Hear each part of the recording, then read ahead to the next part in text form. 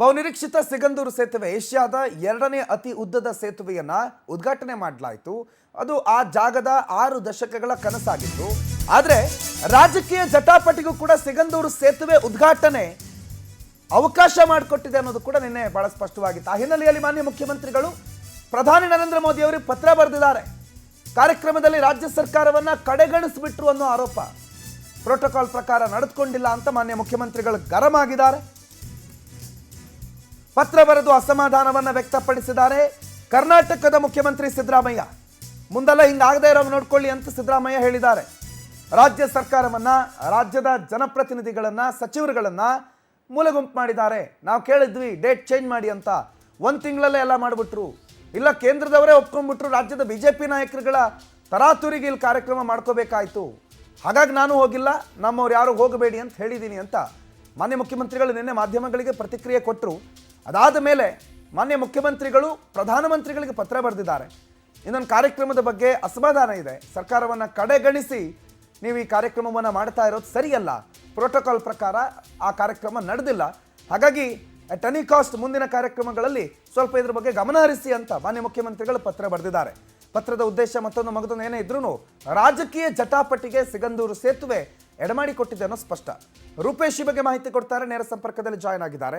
ರೂಪೇಶ್, 6 ದಶಕಗಳ ಕನಸು ನನಸಾಗುವಂತ ಹಂತ, ಆದರೆ ರಾಜ್ಯ ಸರ್ಕಾರದ ಪ್ರತಿನಿಧಿಗಳು ಒಬ್ಬರು ಇಲ್ಲದೆ ಕಾರ್ಯಕ್ರಮದ ಉದ್ಘಾಟನೆ, ಒಂದು ರೀತಿ ಕೇವಲ ಬಿಜೆಪಿಯವರು ಮಾತ್ರ, ಆದರೆ ಕಾಗೋಡು ತಿಮ್ಮಪ್ಪನವರು ಬಿಟ್ಟರೆ ಬೇರೆ ಯಾರೂ ಇರಲಿಲ್ಲ.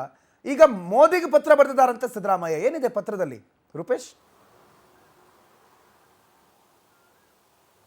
ಪ್ರಣೋತ್, ಸಿಗಂದೂರು ಸೇತುವೆ ದಶಕಗಳ ಕನಸಾದರೂ ಕೂಡ ಇಲ್ಲಿ ರಾಜಕೀಯ ಮೇಳೈಸ್ತಾ ಇದೆ. ಯಾಕಂತ ಹೇಳಿದ್ರೆ CM ಸಿದ್ದರಾಮಯ್ಯನವರು ನಿತಿನ್ ಗಡ್ಕರಿ ಫೋನ್ ಮಾಡಿ ಹೇಳ್ತಾರೆ, ಯಾಕಂತ ಹೇಳಿದ್ರೆ ನಮ್ಗೆ ಸರಿಯಾಗಿ ಆಹ್ವಾನವನ್ನು ಕೂಡ ಕೊಟ್ಟಿರಲಿಲ್ಲ, ನಾವು ಕಾರ್ಯಕ್ರಮ ಬರಬೇಕು ಅಂತ ಆಹ್ವಾನ ಕೊಟ್ಟಾಗಿಲ್ಲ, ಬರಬಾರ್ದು ಅಂತಲೇ ಆಹ್ವಾನ ಕೊಟ್ಟಾಗಿತ್ತು.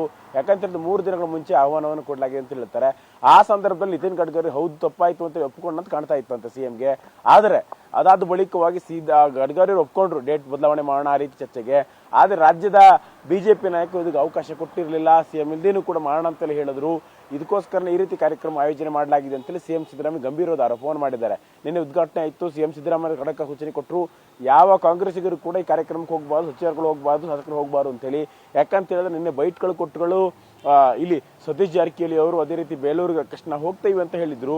ಆದರೆ ಯಾರು ಕೂಡ ಕಾರ್ಯಕ್ರಮಕ್ಕೆ ಹೋಗಿರ್ಲಿಲ್ಲ, ಕಾಗೋಡು ತಿಮ್ಮಪ್ಪನವ್ರನ್ನ ಬಿಟ್ಟು. ಅದಾದ ಬಳಿಕವಾಗಿ ನಿತಿನ್ ಗಡ್ಕರಿ ಕೂಡ ಪತ್ರವನ್ನು ಬರೆದು ಹೇಳಿದ್ರು.